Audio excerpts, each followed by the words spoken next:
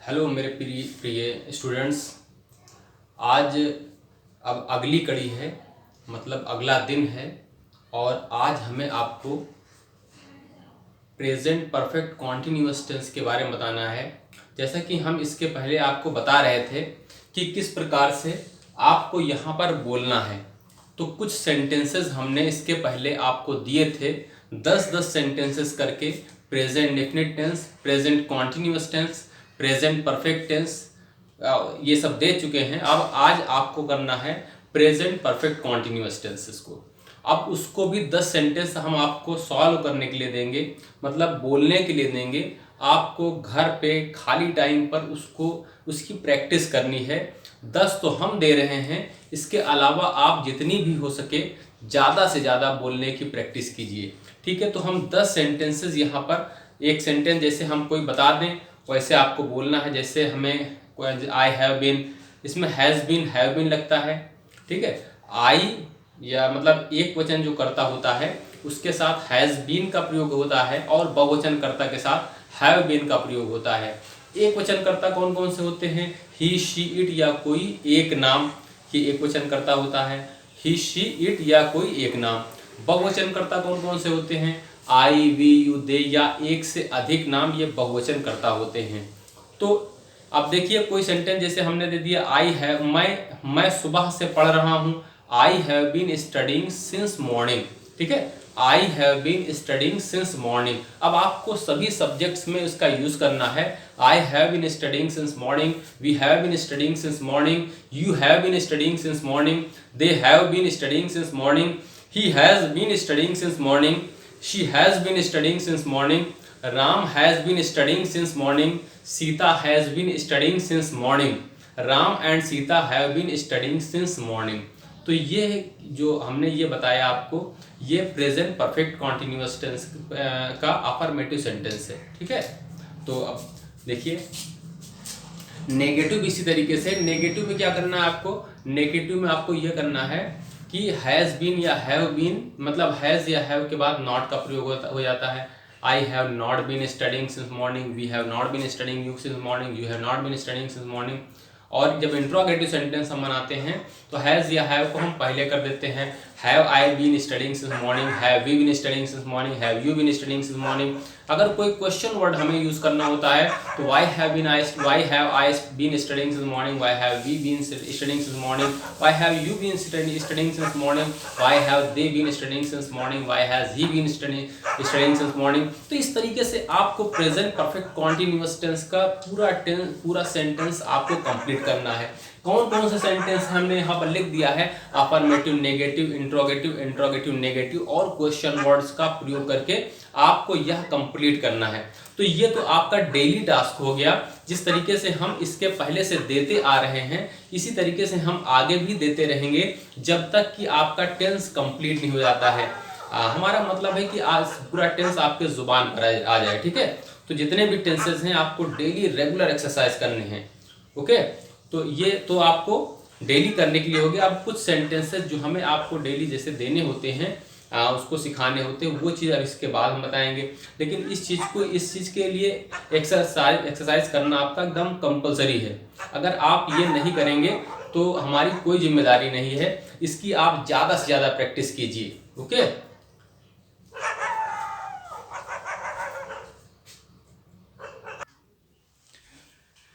देखिए एक शब्द होता है हे। तो हे, हम किसी को अपनी ओर अपना ध्यान उसका ध्यान अपनी ओर आकर्षित करने के लिए हम एक शब्द बोलते हैं जिसको हम हे कहते हैं। तो हे का मतलब होता है कि वो शब्द होता है जिससे हम किसी का ध्यान अपनी ओर आकर्षित करें। जैसे हमने कुछ सेंटेंसेस यहाँ पर लिख दिए हैं। अब यह सेंटेंस ये आपको दिखाता है कि किस प्रकार से हे शब्द का यूज हुआ है ना। यहाँ लिखा हुआ हे। हे का मतलब होता है कि हम जब किसी के ध्यान को अपनी ओर आकर्षित करते हैं। जैसे लिखा हुआ hey what are you doing there, मतलब hey what are you doing there, मतलब किसी को हम अपनी ओर ध्यान आकर्षित करा रहे हैं। Hey what are you doing there, तो हे लिखा हुआ है। Hey you take your hands off my bike, take your hands off my bike. तो हे यहां पर करें हे तुम take you hands off my bike का मतलब होता है अपने मेरे बाइक से अपने हाथ को हटाओ। मतलब यहाँ पर हमने हे शब्द का प्रयोग किया है उसके ध्यान को अपनी ओर आकर्षित करने के लिए, और उसके बाद हमने उससे कहा है कि अपने जो हमारे बाइक से अपने हाथ को हटा दो। ठीक है, तो हे शब्द का यहाँ पर यूज किया अपनी उसका ध्यान अपनी ओर आकर्षित करने के लिए। उसके बाद लिखा हुआ hey you with the hat come here, तो hey you with the hat come here, hey you with the hat come here. तो यहाँ पर हे का प्रयोग हमने कहाँ पर किया कि उसका ध्यान अपनी ओर आकर्षित करने के लिए किया है कि hey you with the hat, मतलब हैट जो हैट पहने हो, hey you with the hat come here, यहाँ आओ। Hey baldy, mind your language, hey baldy मतलब हे गंजे, माइंड योर लैंग्वेज अपने ध्यान अपने जुबान को लगाम दो, हे गंजे। तो हे का प्रयोग यहाँ पर भी हमने उसके ध्यान को अपनी ओर आकर्षित किया है। ठीक है, तो हमने हे ये जाना कि हे का प्रयोग कहाँ होता है। हे नॉर्मली हम हिंदी में भी कहते हैं, हे ए कहते हैं हम लोग हिंदी में, तो अंग्रेजी में उसी को हे शब्द होता है। तो hey what are you doing there, hey come here, hey मतलब ये हे शब्द क्या होता है, किसी के ध्यान को अपनी ओर आकर्षित करना। ठीक है, तो यहाँ हमने 4 सेंटेंसेस लिखे हैं। I have written here 4 sentences and you have to read it again and again so that all the sentences should come in your mind. Okay, so write it, take out your books, copies and note every sentences down there and read it again and again. In this way all the sentences will go in your mind.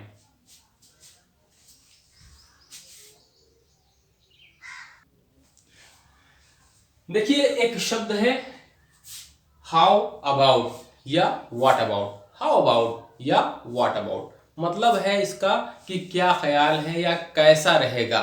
जैसे how about T या what about T. What about T का मतलब होता है चाय कैसी रहेगी, मतलब चाय के बारे में क्या ख्याल है।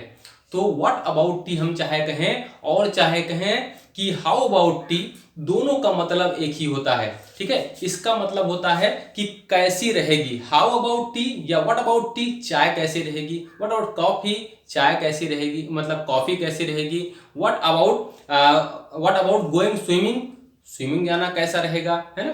तो इस तरीके से हम बहुत से सेंटेंसेस का इसमें यूज कर सकते हैं। तो यहाँ इसका मतलब आपको समझना है व्हाट अबाउट यू, तुम्हारे बारे में क्या ख्याल है ना। व्हाट अबाउट हिम, उसके बारे में क्या ख्याल है ना। तो इस तरीके से भी हम वर्ड्स का यूज करते हैं। व्हाट अबाउट हो या हाउ अबाउट हो, इन दोनों का मतलब होता है कैसा रहेगा। तो आशा है ये चीज आप समझ गए होंगे कि व्हाट अबाउट का कहाँ यूज करना है, हाउ अबाउट का कहाँ यूज करना है। दोनों को एक ही जगह यूज करना है। और इसके पहले हमने हे का प्रयोग बताया था। हे आप समझे थे इसके पहले हे का प्रयोग कि किसी को इशारा करने के लिए किया जाता है। अब नेक्स्ट देखिए, ये आप व्हाट अबाउट समझ गए होंगे कि what about T, what about you, है ना, मतलब चाय के बारे में क्या ख्याल है। व्हाट अबाउट यू, तुम्हारे बारे में क्या ख्याल है। इस तरीके से इसका हम प्रयोग करते हैं व्हाट अबाउट या हे अबाउट। देखिए एक फ्रेज होता है bye the way. Bye the वे का प्रयोग कहाँ करते हैं। बाय द वे का हम उस जगह प्रयोग करते हैं, मान लीजिए हम कहीं पर बात कर रहे हैं और बात करते ही करते हम अपने टॉपिक को बदल लें। बात करते ही करते अचानक हम अपने टॉपिक को बदल लें, तो उस कंडीशन में हम बाय द वे का प्रयोग करते हैं। जैसे क्या लिखा हुआ है, I think we should take some rest, we should take some rest now by the way what time is it. मतलब होता है कि मुझे लगता है या मैं सोचता हूं कि हमें थोड़ा सा विश्राम कर लेना चाहिए। Bye the way what time is it, क्या समय हुआ है। मतलब अब यहाँ पर हमने कहा अभी कि मुझे थोड़ा सा विश्राम करना चाहिए, लेकिन हमने क्या किया, अपने टॉपिक को बदल लिया कि टाइम क्या हुआ है ना। ऐसा कहते हैं हम लोग कि थोड़ा चलो विश्राम करें, अरे टाइम क्या हुआ है, तो हमने टॉपिक को बदल लिया। तो इंग्लिश में जब हम अपने टॉपिक को बदल लेते हैं, बदलते समय हम बाय द वे का प्रयोग करते हैं कि हम अपना टॉपिक हम तुरंत चेंज कर ले रहे हैं। ठीक है, तो ये चीज आपको समझना है कि चलो हम लोग थोड़ा सा विश्राम करें, बाय द वे क्या समय हुआ है, तो बाय द वे इस जगह पर प्रयोग करते हैं। तो सही जगह सही वर्ड सही सेंटेंसेस का अगर आप यूज़ कर रहे हैं तभी अच्छी इंग्लिश मानी जाएगी। तो बाय द वे आप समझ गए कि हम जब अपने टॉपिक को चेंज करते हैं वहां पर बाय द वे का प्रयोग करते हैं। ठीक है, I think we should take some rest now, by the way what time is it. Okay, I think you have understood everything here belong to this sentence. देखिए एक शब्द होता है हेल। हेल का वैसे तो मतलब नर्क होता है, दोजख होता है, लेकिन यहाँ पर हेल का मतलब कुछ अलग है। जब हम अचानक बहुत ही गुस्से में होते हैं तो उस जगह पर भी हम हेल का प्रयोग करते हैं। ठीक है, जब बहुत ज़्यादा अचानक गुस्से में हो गए तो उस समय हम हेल का प्रयोग करते हैं, ओ हेल, है ना। तो यहाँ पर जैसे सेंटेंस लिखा हुआ है, where the hell you are going, where the hell you are going. तो अब यहाँ पर तुम कहाँ जा रहे हो, अचानक हम गुस्से से किसी कहने जा रहे हैं कि तुम कहाँ जा रहे हो, where the hell you are going, where the hell you are going. ठीक है, where the hell you are going मतलब होता है तुम कहाँ जा रहे हो, बहुत ही गुस्से में कह रहे हैं। When we are saying someone very angrily at this time we have to use where the hell का प्रयोग करना है और किसी भी तरीके से यूज करना, ओ hell where the hell, मतलब जिस तरीके से भी वाक्य है उस तरीके से hell का उस वाक्य में प्रयोग कर देना है। तो जैसे हमने यहाँ पर प्रयोग किया है where the hell you going, तुम कहाँ जा रहे हो, ओ hell I have broken my glasses, मतलब ओ हेल का यहाँ पर कोई मतलब नहीं है, बस oh hell I have broken my glasses, मेरा चश्मा टूट गया। अब थोड़ा सा हम गुस्से से कह रहे हैं, we are saying here angrily, this is why I have to use here hell. Understood? I think when we are it, जो हेल यहाँ पर जो दिखा रहा है, हेल ये दिखा रहा है कि हम बहुत ही गुस्से से कह रहे हैं। ठीक है, या हम बहुत ही प्रेशर में आकर के कह रहे हैं। ठीक है, तो हेल का प्रयोग हमें उस जगह करना है जब हम बहुत ही गुस्से में हों। ठीक है, तो हेल समझ में आ गया होगा आपका। अब नेक्स्ट देखिए, एक शब्द, एक सेंटेंस है जस्ट अ मिनट या वेट अ मिनट। तो हम जस्ट अ मिनट या वेट अ मिनट का उस जगह पर प्रयोग करते हैं जब हमें आपको कहना है कि जरा सा भैया रुक जाइए, थोड़ा सा रुक जाइए। तो जब हम 1 मिनट रुक जाइए, थोड़ा सा रुक जाइए, तब हम उस स्थान पर just a minute, wait a minute, wait a second, just a second. तो इस तरीके से हम कई सेंटेंसेस का यूज करते हैं जब हमें आपको ठहरने के लिए कहना होता है। when I want to say to stay, then I have to use such type of a sentence. Okay, just a minute, wait a minute, it means I want to say you that you should stay there for some time. और दूसरा लिखा हुआ है kindly. Kindly का प्रयोग हम प्रार्थना करने के लिए इंपरेटिव सेंटेंस में करते हैं। जो काइंडली शब्द होता है इसका प्रयोग प्रार्थना करने के लिए हम इंपरेटिव सेंटेंस में करते हैं। जैसे kindly give me a chance, कृपया करके मुझे एक अवसर दे दीजिए। Kindly give me that book, कृपया करके वो किताब हमें दे दीजिए। तो कृपया करके जहां पर हम यूज करते हैं कृपा करके, तो उस जगह हम काइंडली का प्रयोग करते हैं और यह इंपरेटिव सेंटेंस में प्रयोग होता है। Okay, kindly is used in imperative sentence and when we are requesting someone at that place we have to use kindly. अब नेक्स्ट है what's it called, what's his name. तो अब जैसे हम लोग कहते हैं, कभी कभी हम कुछ भूल जाते हैं, अरे क्या कहते हैं उसे। तो जब हम ये कहते हैं कि क्या कहते हैं उसे, क्या नाम है उसका, तो इसका मतलब हम वहाँ पर थोड़ा सा भूल रहे हैं। जब हम भूल रहे होते हैं तो उस कंडीशन में हम इंग्लिश में कहते हैं what's it called, what's his name, her name, his या हर दोनों में से कोई एक लगा देंगे। तो हिज या her, what's his name, what's her name, या व्हाट्स इट कॉल्ड, तो मतलब क्या कहते हैं उसे। इस तरीके के जब हम हिंदी में वाक्य का यूज करते हैं तब तो वही चीज को हमें इंग्लिश में अनुवाद कर देना होता है। ठीक है, तो ये सेंटेंस कब यूज होता है, when we are forgetting someone and we think something like this, that, क्या कहते हैं उसे, क्या नाम है उसका। तो उस कंडीशन में हम ऐसे सेंटेंसेस का यूज करते हैं। ठीक है,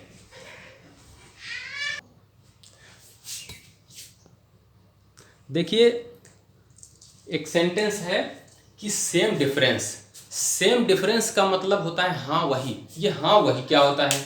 जैसे हमने कहा कि वो एक नई कार लेकर के आया है, तो हमने कहा, दूसरे वाले ने कहा कि मतलब सामने वाले ने मुझसे कहा या मैंने कहा कि वह एक नई कार लेकर के आया है, तो उसने कहा अरे वो एक वैन है, तो हमने कहा हाँ वही वही।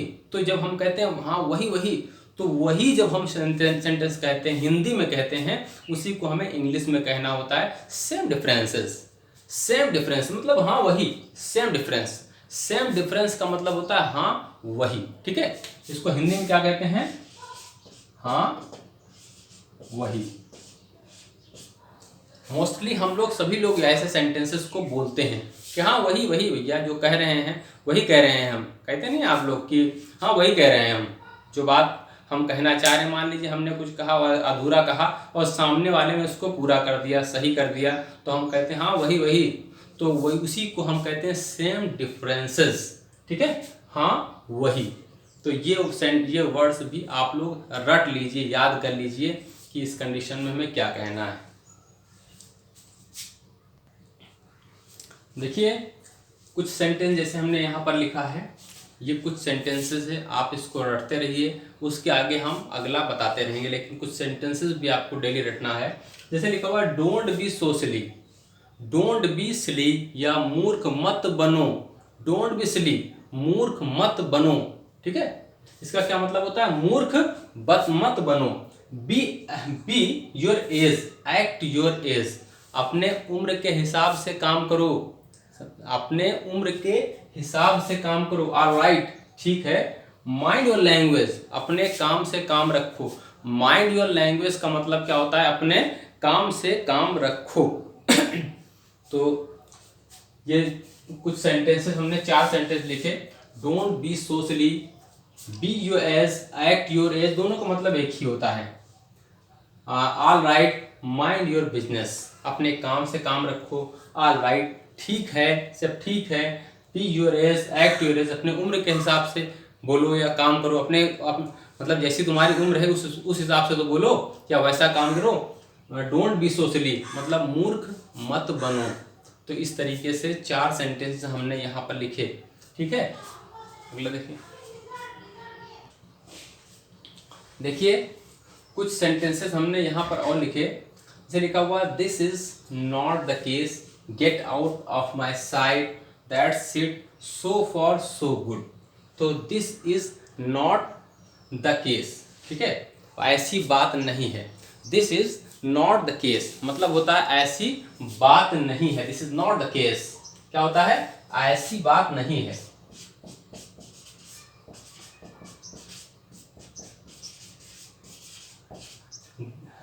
मतलब this is not the case मतलब ऐसी बात नहीं है। Get out of my site, मेरी नजरों से दूर हो जाओ। Gate out of my site, मेरी नजरों से दूर हो जाओ। दैट्स इट, ठीक है, बराबर है या ठीक है, बराबर है। अब यहां इसका मतलब ठीक है, बराबर है का मतलब क्या हुआ?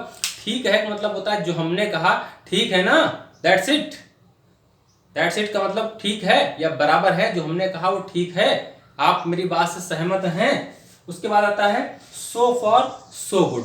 दैट्स इट के बाद आता है सो फॉर सो गुड का मतलब होता है यहां तक तो सब ठीक है। सो फॉर सो गुड मतलब यहां तक तो सब ठीक है। यहां तक तो सब ठीक है मतलब यहां तक तो सब ठीक है। सो फार सो गुड, यहां तक तो सब ठीक है। तो कुछ सेंटेंसेस हमने यहां पर लिखे हैं, सभी सेंटेंसेस को आपको एकदम क्रेम कर देना, रट डालना है। क्या लिखा हुआ? This is not the case, ऐसी बात नहीं है। Get out of my site, मेरी नजरों से दूर हो जाओ। दैट्स इट, ठीक है, बराबर है, ठीक है। सो फार सो गुड, यहां तक तो सब ठीक है। तो ये कुछ सेंटेंसेस हमने आपको दिए हैं आपके एक्सरसाइज के लिए। इन सेंटेंसेस का अपने स्पीकिंग में ज़्यादा से ज़्यादा यूज़ कीजिए, बोलिए, इस तरह से आपकी बोली निखरेगी, आप बोल पाएंगे। तो बोलने के लिए सबसे ज़्यादा ये इम्पोर्टेंट है कि आप जहाँ कहीं भी हों, जैसे भी हों, थोड़ा सा माइंड में बोलने की कोशिश कीजिए, अंदर ही अंदर। हिंदी में ना सोचिए, इंग्लिश में सोचिए। कहीं एक किनारे बैठ जाइए आप, बैठने के बाद आप सोचिए कि सामने वाला जो जा रहा है इसको हम अंग्रेजी में कैसे बनाएं, सामने जो कार्य कर रहा है उसको इंग्लिश में किस प्रकार से बनाएं। तो इसको आपको इंग्लिश में बनाना है, आपको इंग्लिश में सोचना है, ठीक है। तो आप क्या करना है, आपको जो भी चीज़, जो भी घटना आपके सामने घट रही उन सभी घटनाओं को आपको इंग्लिश में ही सोचना है, इंग्लिश में ही बोलना है। यह काम अगर आप लगातार करते रहेंगे तो ये हमें उम्मीद है कि बहुत जल्दी ही आप इंग्लिश बोलने में सफल हो जाएंगे। तो ये जितने भी सेंटेंसेस हमने आपको दिए, इसकी ज़्यादा से ज़्यादा प्रैक्टिस कीजिए। नेक्स्ट डे हम फिर मिलते हैं नए नए सेंटेंसेस के साथ। ओके, धन्यवाद।